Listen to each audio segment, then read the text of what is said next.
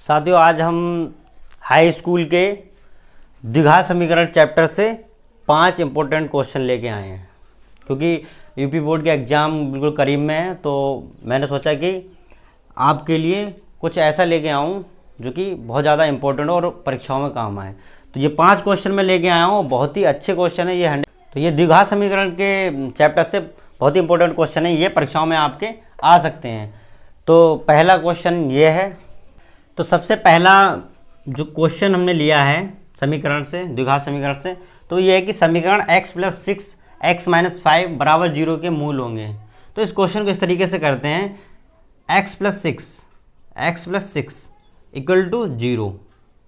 जब हम 6 को उधर लेके जाएंगे बराबर, तो ये प्लस का जो चिन्ह होता है, जो भी चिन्ह इधर होते हैं वो उधर जाके बदल जाते हैं। तो ये प्लस का चिन्ह जो होगा तो वो माइनस में हो जाएगा, माइनस का होगा तो प्लस का होगा।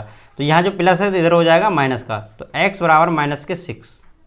तो एक तो मूल ये हो जाएगा, और दूसरा हमसे पूछा है x - 5। तो x - 5 = 0। तो अगर ये माइनस का है, ये उधर जाएगा तो प्लस का हो जाएगा। तो x = 5। तो एक x = -6 और एक x = 5, ये आपका आंसर हो जाएगा। तो दूसरा क्वेश्चन ये लेके आया हूं मैं साथियों, यदि द्विघात समीकरण 3x² - 6x + k = 0 मूल समान है तो k का मान ज्ञात करना है। तो हमें इस समीकरण में, द्विघात समीकरण में k का मान ज्ञात करना है। तो सबसे पहले हम ax² - bx + c = 0 से तुलना करने पर हम इस तरीके से तुलना कर लेंगे, इस द्विघात समीकरण से तुलना कर लेंगे। इससे हमें इनके जो a का मान, b का मान और c का मान पता चल जाएगा। इसी तरीके से हम फिर k का मान ज्ञात कर लेंगे। तो ax² - bx + c = 0 से तुलना करने पर अब जो है ना, वो a का मान कितना हो जाएगा 3, क्योंकि जो x के बराबर वाला मान जो a का मान लेते हैं, ठीक है। तो a का मान कितना हो गया 3, और b का मान कितना हो गया -6, और c का मान कितना है k, और हमें k का ही मान निकालना है, ठीक है। तो k के मान निकालने के लिए एक फार्मूला आता है, फार्मूला जो होता है b² - 4ac = 0। तो b कितना है -6 का स्क्वायर माइनस 4, a कितना है 3 है, इंटू c कितना है k = 0। तो 6 का जब वर्ग करेंगे तो माइनस का प्लस हो जाएगा। तो 6 छंग 36 माइनस 4 तियाँ 12, और ये k से गुणा करेंगे तो 12 k = 0 हो जाएगा। ये 36 उधर चले जाएंगे तो ये माइनस के 12 के इधर बचेंगे, और ये प्लस का 36 जब उधर जाएगा तो ये माइनस के 36 हो जाएंगे।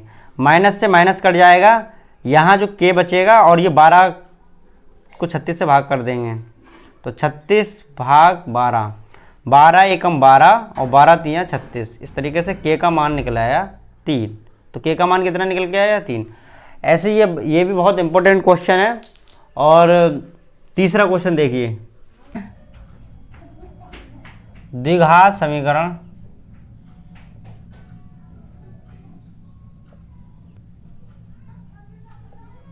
तो तीसरा क्वेश्चन ये है कि द्विघात समीकरण ज्ञात कीजिए जिसके मूल 3 और 1/3 हो।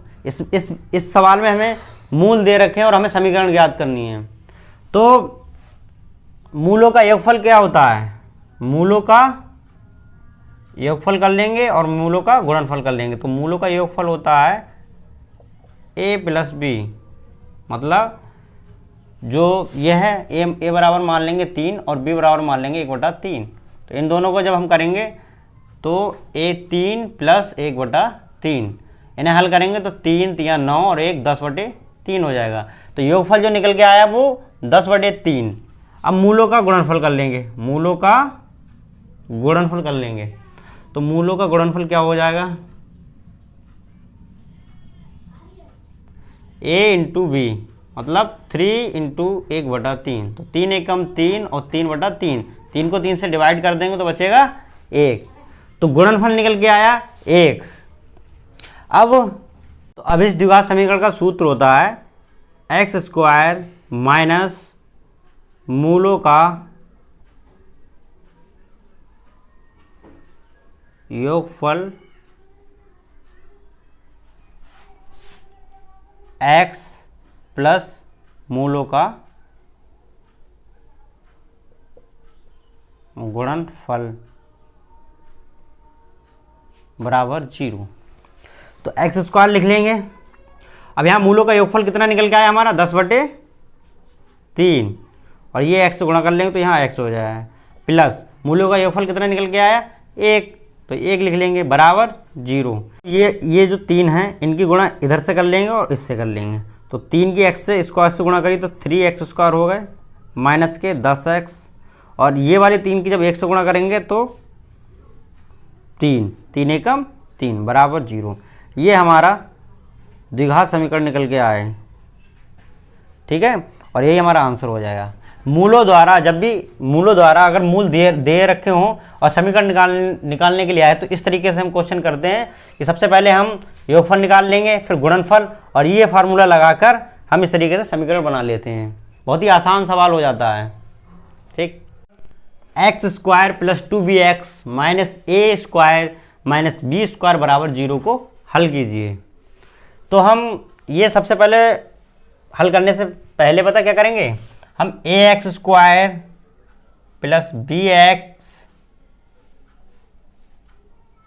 माइनस c बराबर 0 से तुलना कर लेंगे। तुलना करने पर तुलना इसलिए करते हैं कि यहाँ से हमें a के मान जो होते हैं वो पता चल जाते हैं। तो a बराबर कितना निकल के आएगा, a के बराबर, देखो इसके जो सामने वाला जो होता है वही इनके मान होता है। तो जो x के बराबर कोई संख्या नहीं दे रखी है तो यहाँ हम 1 मान लेते हैं, तो यहाँ a का मान कितना निकल के आ जाएगा, a बराबर 1, और b बराबर निकल के आएगा 2b, और c बराबर माइनस के a, और c का मान आ जाएगा जो ये ले लेंगे minus A square minus B square. इसे हल करने के लिए फार्मूला हो जाएगा इसका x बराबर minus B plus minus under root में B square minus 4ac upon 2a। तो x का मान निकालने के लिए माइनस बी हमने कितना लिखा, 2b लिखा, तो माइनस के 2b प्लस माइनस हो जाएगा, और यहाँ पर अंडर रूट लगा देंगे, और b का मान कितना है, यहाँ b कैपिटल कर लीजिए, b का मान कितना है 2b, तो 2b का स्क्वायर हो जाएगा माइनस 4ac, तो 4 सूत्र का है तो 4 लिख लेंगे, इंटू a का मान कितना 1 है, 1 लिख लेंगे, और c का मान कितना है माइनस के, यहाँ माइनस लिख लेंगे, माइनस के a स्क्वायर माइनस के b स्क्वायर, और ये पूरे में इसका अंडर रूट हो जाएगा, और नीचे 2 इंटू 1। इसे आगे हल करेंगे तो माइनस के 2b प्लस माइनस ऐसे रख लेंगे, और ये अंडर रूट पूरे में लगा के 2 का वर्ग कितना हो जाएगा 4, और b का वर्ग b स्क्वायर, ये माइनस माइनस से गुणा हो जाएगी प्लस हो जाएगा, और 4 एकम 4, 4 की a से गुणा होगी a स्क्वायर से, तो 4a स्क्वायर हो जाएगा, कितना 4a स्क्वायर, और ये 4 की b से गुणा होगी तो ये हो जाएगा माइनस के 4b स्क्वायर, ठीक है, और नीचे 2 माइनस 2b ऐसे रख लेंगे, प्लस माइनस, देखिए ये प्लस के 4b स्क्वायर है, ये माइनस के 4b स्क्वायर है, ये आपस में जाएंगे कट, क्योंकि ये प्लस का ये माइनस का है, तो 4 से 4 जाएंगे तो कुछ बचेगा, 0 बचेगा, इसलिए हमने निकाल दिया, तो ऊपर बचे 4a स्क्वायर अपॉन 2, तो बराबर माइनस के 2b प्लस माइनस, ये जब ये 4 का जब वर्ग इसका अंडर रूट हटाएंगे तो जो इसके 4 का वर्गमूल होगा वो उतारेंगे, और a का वर्गमूल, तो ये 4 का वर्गमूल क्या हो जाएगा 2 हो जाएगा, और ये a स्क्वायर का a रह जाएगा, और नीचे ये पूरे में 2। अब 2 से इनको डिवाइड कर देंगे तो 2 से 2 कट गया, और ये वाला भी 2 कट गया, तो बचा क्या माइनस के b प्लस माइनस a, तो यही हमारा आंसर हो जाएगा। या फिर x का मान जो आ जाएगा वो आ जाएगा b प्लस, एक बार प्लस में आ जाएगा और एक बार a माइनस b कर लो, या फिर b माइनस ए कर लो। ये आपका आंसर हो गया फाइनल। तो ये हमारे 4 क्वेश्चन बहुत ही इंपॉर्टेंट क्वेश्चन है। ये 4 क्वेश्चन हल हो गए हैं। अब जो 5वां क्वेश्चन है वो मैं बताने जा रहा हूँ आपको। ये है कि समीकरण x square minus 7x plus 12 बराबर 0 के मूलों के व्युत्क्रमों का योगफल ज्ञात कीजिए। तो हमें मूलों के व्युत्क्रमों का योगफल ज्ञात करना है। तो इसके लिए सबसे पहले दी गई समीकरण के मूलों का योगफल,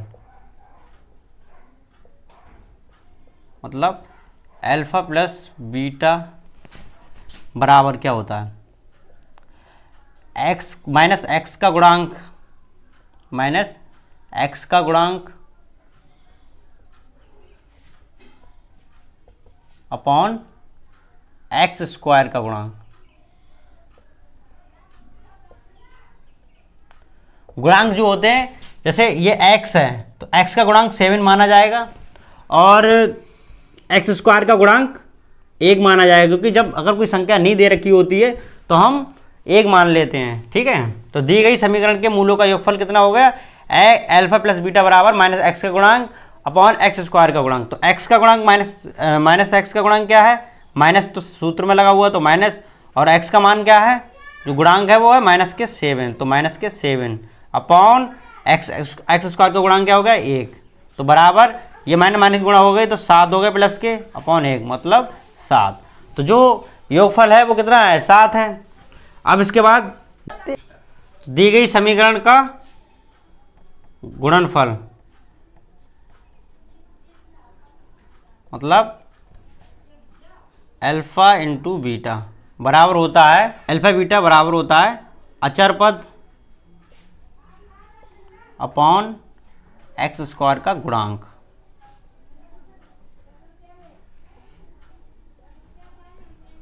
तो अचर पद क्या होता है, अचर पद ये होता है जो जिसमें ना एक्स लगा होता है ना एक्स स्क्वायर लगा होता है, ओनली नंबर होती संख्या होता है, तो वो होता है अचर पद। तो अचर पद कितना हो गया 12, अचर पद हो गया 12 और एक्स स्क्वायर का गुणांक कितना हो गया 1, तो इसका मान कितना निकल के आया 12। मतलब अल्फा प्लस बीटा योगफल का मूलों का योगफल का मान निकल के आया है, मूलों का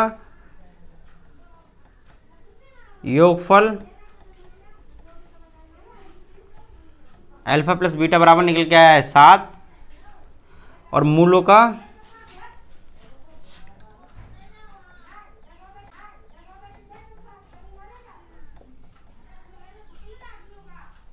गुणनफल अल्फा इंटू बीटा बराबर निकल के आया 12।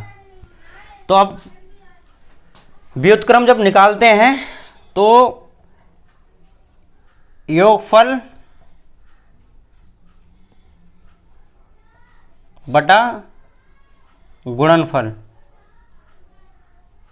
होता है, मतलब समीकरण के मूलों का व्युत्क्रम के मूलों का व्युत्क्रम जो होता है वो होता है योगफल बटा गुणनफल। तो योगफल हमारा निकल के आया 7 और गुणनफल निकल के आया 12, तो यही आंसर हो जाएगा, 7/12 आंसर हो जाएगा। तो ये थे हमारे 5 इंपॉर्टेंट क्वेश्चन द्विघात समीकरण के। अगर वीडियो अच्छी लगी हो तो लाइक एंड सब्सक्राइब करें और कमेंट करके बताएं कि आपको कैसा लगा, ये कैसे लगे ये सवाल।